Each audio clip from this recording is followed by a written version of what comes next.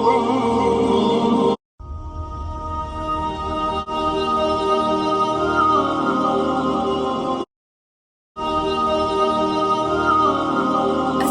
علیکم ورحمۃ اللہ وبرکاتہ۔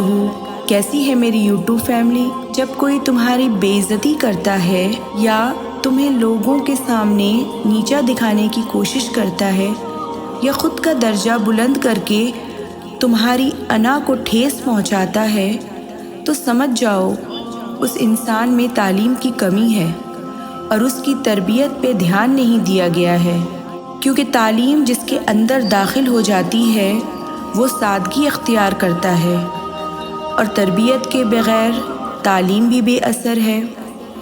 کسی کو بھی اذیت پہنچانا، چاہے وہ اپنے الفاظ سے ہی کیوں نہ ہو، اللہ کی نظر میں بہت ہی خراب عمل ہے، کیونکہ چھری سے ہی نہیں لفظوں سے بھی ذبح کیا جاتا ہے۔ گولی ہی صرف ہلاک نہیں کرتی ہے، لوگوں کے رویے بھی مار دیتے ہیں۔ اور قرآن کہتا ہے جس دن تم اللہ کے حضور پیش کیے جاؤ گے اس روز تمہاری کوئی بات پوشیدہ نہیں رہے گی۔ تو لوگ یہ کیوں بھول جاتے ہیں کہ لوٹ کر اس رب کے پاس ہی جانا ہے، اور پھر وہاں کیسے حساب کتاب کریں گے؟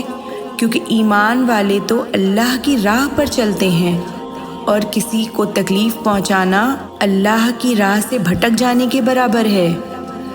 اور اللہ قرآن میں فرماتا ہے کہ کامل ایمان والے وہ لوگ ہیں جن کے اخلاق سب سے اچھے ہیں۔ اور سنو، پریشان ہونے والوں کو تو کبھی نہ کبھی سکون مل ہی جاتا ہے، لیکن پریشان کرنے والے ہمیشہ سکون کی تلاش میں ہی رہ جاتے ہیں۔ تو بہتر ہے کہ تم تھوڑے دیر کے لیے پریشان ہو جاؤ، کیونکہ اللہ تو تمہیں سکون نوازے گا، تاکہ ہمیشہ سکون کی تلاش والے نہ بنو۔